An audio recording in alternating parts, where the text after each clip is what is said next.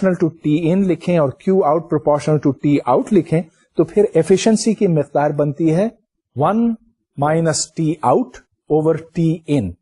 گویا کہ ایفیشنسی کے لیے ہم نے ایک فارمولا ڈیرائیو کیا ہے اور میں یہ دہراتا ہوں, it is 1 minus the temperature of the lower reservoir divided by temperature of the upper reservoir. اب اگر آپ ان دونوں کا ریشیو لیں T lower divided by T higher تو یہ 1 سے کم ہے, اس واسطے epsilon 1 minus something less than 1 ہے اور یہ خود 1 سے یقیناً کم ہے, جس کا مطلب یہ بنتا ہے کہ ہم کبھی کوئی ایسی مشین نہیں بنا سکتے جو سارے کا سارا ہیٹ کام میں تبدیل کر سکے. So there can never be 100% efficiency. یہی بات ایک ریفریجریٹر کے اوپر صادق آتی ہے, اور اب میں ریفریجریٹر کے بارے میں مختصراً آپ کو بتاتا چلوں گا. یہ دیکھیں کہ ایک انجن, ایک ہیٹ انجن کیا کرتا, آپ ایک ہائی ٹیمپریچر سے اس کو ہیٹ فراہم کرتے ہیں اور اس کا ایک حصہ کام میں تبدیل ہوتا ہے اور کچھ ضائع چلا جاتا ہے. لیکن ریفریجریٹر میں کام الٹا ہے. ریفریجریٹر کا کام یہ ہے کہ ایک ہائی ٹیمپریچر سے لو ٹیمپریچر تک لے جایا جائے. تو فرض کیجئے کہ آپ ریفریجریٹر کے اندر کوئی پانی کی بوتل رکھتے ہیں, تو اس پانی کی بوتل سے ریفریجریٹر انرجی کھینچ کر باہر نکالتا ہے, اس میں سے گرمی کھینچ کر باہر نکالتا. مگر ریفریجریٹر خود بخود تو نہیں چلتا نا, آپ کو کوئی انرجی دینا پڑتی ہے, بجلی فراہم کرنی پڑتی ہے. تو یہاں حساب الٹا ہے, آپ انرجی اندر دیتے ہیں, یہ ہیٹ کھینچتا ہے اور پھر اس کو ہائر ٹیمپریچر پر ریجیکٹ کرتا ہے. تو اس ڈائیگرام میں آپ دیکھیں کہ work comes in, Q C goes up and Q H goes up. یہاں پر ہم ایک دوسرے قسم کی ایفیشنسی ڈیفائن کرتے ہیں جس کو کوایفیشنٹ آف پرفارمنس کہتے ہیں. مطلب یہ کہ آپ کتنی ہیٹ اس پانی کی بوتل یا جو کچھ ریفریجریٹر کے اندر ہے اس میں سے کتنی ہیٹ نکال سکتے ہیں per unit amount of work. تو کام تو آپ کو خود کرنا پڑتا ہے وہ ہیٹ نکالنے کے واسطے.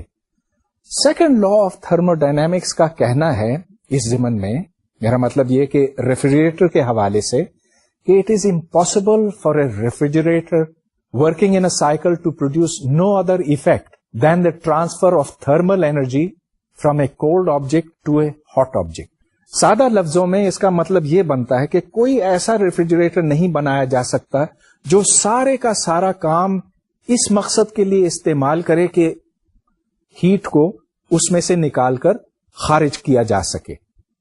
ہمیشہ ایسے ریفریجریٹر کی ایفیشنسی 1 سے کم ہوگی. یہ ساری باتیں second law of thermo dynamics سے منسوب ہیں. اور ایک بڑا دلچسپ کانسیپٹ ہے جو ہمیں سیکنڈ لا سے ملتا ہے, اس کا نام ہے انٹروپی. انٹروپی ایک نیا لفظ ہے آپ کے لیے, اور اس کا وجود آج سے 300 سال پہلے تھا بھی نہیں. انٹروپی کو میتھمیٹکلی ہم ڈیفائن کرتے ہیں چینج کے حوالے سے. اب ایبسولوٹ انٹروپی کی بات میں پھر کسی وقت کروں گا. ابھی میں انٹروپی کو یوں ڈیفائن کروں گا کہ فرض کیجئے کہ آپ کسی جسم میں ڈیلٹا کیو ہیٹ ڈالتے ہیں, ہیٹ کا اضافہ کرتے ہیں, اور اس وقت اس سسٹم کا, اس جسم کا ٹیمپریچر T تھا, تو اس میں اضافہ ہوگا انٹروپی کا ڈی ایس, اور ڈی ایس کی مقدار ہے D Q divided by T. اس کو میں ایک بار پھر دوہراتا ہوں. D S which is the increase in entropy is equal to the amount of heat put in D Q divided by the temperature of the system. D S کو ہم کیلکولیٹ کر سکتے ہیں مختلف سسٹمز کے واسطے, اور سب سے آسان تو آئیڈیل گیس ہے جس کی equation of state P V equals N K T ہے. اچھا, تو چلیے اس ڈیفینیشن کو لیتے ہوئے ہم یہ جاننا چاہیں گے کہ جب ہم تھوڑی سی ہیٹ ڈالتے ہیں اس سسٹم میں تو انٹروپی میں کتنا اضافہ ہوتا ہے. گویا کہ ڈی ایس کتنا ہے, اور پھر اس سے ہم آگے انٹیگریٹ کر کے معلوم کریں گے کہ ایس کتنا ہے. یہاں پر D Q is equal to D E plus D W اور dW وہ کام ہے جو گیس کرتی ہے. تو this is equal to DE plus PdV. اب یاد رہے کہ PV is equal to NKT. چنانچہ P کی جگہ پر NKT ڈیوائڈیڈ بائی V اگر ڈالا جائے تو پھر DS is equal to DQ by T which is equal to CV DT by T plus NK into DV by V. یہاں سے DS کی قیمت نکل آئی، مگر یہ یاد رہے کہ ہم نے ایک فکس ٹیمپریچر کے اوپر ہیٹ DQ اندر ڈالی تھی، مگر جیسے آپ اس کے اندر ہیٹ ڈالتے ہیں تو پھر اس کا ٹیمپریچر بڑھتا ہے. چنانچہ اگر ہم یہ جاننا چاہیں کہ ٹوٹل انکریز ان اینٹروپی کتنی ہوتی ہے جب ہم ایک ٹیمپریچر سے دوسرے ٹیمپریچر تک جاتے ہیں، تو پھر ہمیں انٹیگریشن کرنا ہوگی. اس انٹیگریشن میں آپ T پر انٹیگریٹ کریں گے فرام دی انیشل ٹیمپریچر جس کو T1 کہا جائے یہاں پر اپ ٹل دا فائنل ٹیمپریچر، اس کو ہم T2 کہیں گے. چنانچہ delta S is equal to integral T1 to T2 DQ divided by T، اور یہاں سے یہ CV into log of T2 by T1 plus NK into log of V2 by V1 کے برابر ہوتا. چلیے یہ تو ایک میتھمیٹیکل ریزلٹ نکل آیا، اچھی بات ہے، اور اسی طرح سے ہم آگے بڑھ سکتے ہیں. لیکن ایک سوال ضرور اٹھتا ہے کہ یہ انٹروپی ہے کیا چیز؟ آپ اس کا ذکر ہر جگہ سنتے ہوں گے، مگر جب تک ہمیں اس کے بارے میں کچھ فزیکل چیز نہ پتا چلے تو پھر تھوڑی سی تشنگی رہ جاتی ہے.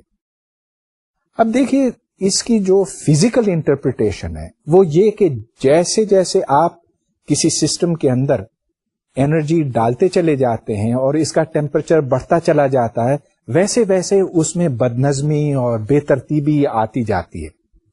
مثلا ایک گیس ہے، گیس میں اگر مالیکیولز کسی رفتار پر چل رہے ہیں ادھر ادھر ایسے رینڈملی، تو جب اس میں مزید انرجی ڈالی جائے گی تو اس میں انتشار بڑھے گا، جس کا مطلب یہ کہ مالیکیول زیادہ تیزی سے ادھر ادھر دوڑنے لگیں گے اور اس کی انٹروپی میں اضافہ ہوگا. تو انٹروپی کے لیے اگر کوئی لفظ ہمیں ایجاد کرنا ہو اردو میں تو بہتر یہ کہ اس کو انتشار یا انتشاریت کہا جائے. گویا کہ اس سے یہ ہمیں پتا چلے گا کہ دس از اے میجر آف ڈس آرڈر.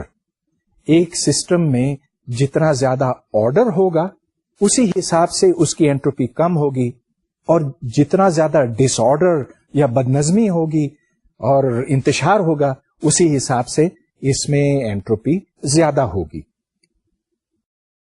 جیسا کہ میں نے آپ کو پہلے بتایا ہے، second law of thermo dynamics کو کئی طرح سے بیان کیا جا سکتا ہے، اور انٹروپی کے حوالے سے اگر ہم اس کی بات کریں تو انٹروپی ایک آئسولیٹڈ سسٹم کے لیے ہمیشہ بڑھتی ہے. کوئی سا بھی آپ سسٹم لیں، چاہے وہ گیس ہو یا لکوڈ یا سالڈ، اگر آپ اس کو اپنے ماحول سے علیحدہ کر لیں تو قدرتی طور پر اس کی انٹروپی وقت کے ساتھ ساتھ بڑھے گی، یعنی کہ اس میں بدنظمی آئے گی، بے ترتیبی آئے گی. اور اس کی میں ایک مثال آپ کو دیتا ہوں. فرض کیجئے کہ جتنے ایٹمز اور مالیکیولز اس کمرے میں بکھرے ہوئے ہیں ان کو میں اکٹھے کرتا ہوں اور یہاں پر لاتا ہوں، ایک چھوٹے ڈبے میں بند کرتا ہوں. اچھا، اس طرح سے اس میں انٹروپی کم ہوگی. کم کیوں؟ اس لیے کہ پھیلاؤ اور بے ترتیبی کم ہے، یہ قدرے زیادہ آرگنائزڈ اور آرڈرڈ ہے. اب فرض کیجئے کہ میں اس ڈبے کو کھول دیتا ہوں تو اس میں سے ایٹمز اور مالیکیولز یوں دوڑتے ہوئے باہر نکلیں گے اور پھر سارے کمرے میں بکھر جائیں گے، انٹروپی بڑھ جائے گی. تو اس طرح سے ہمیں پتا چلتا ہے کہ وقت بھی آگے بڑھ رہا ہے. کبھی ہم نے یہ نہیں دیکھا کہ اس کمرے میں جتنے ایٹمز اور مالیکیولز ہیں وہ خود بخود آ کر کسی ایک جگہ پر جمع ہو جائیں. اس طرح سے انٹروپی کم ہو جاتی ہے. چنانچہ وقت کا بہاؤ اور انٹروپی کا بڑھنا وہ ایک دوسرے کے ساتھ منسلک ہیں.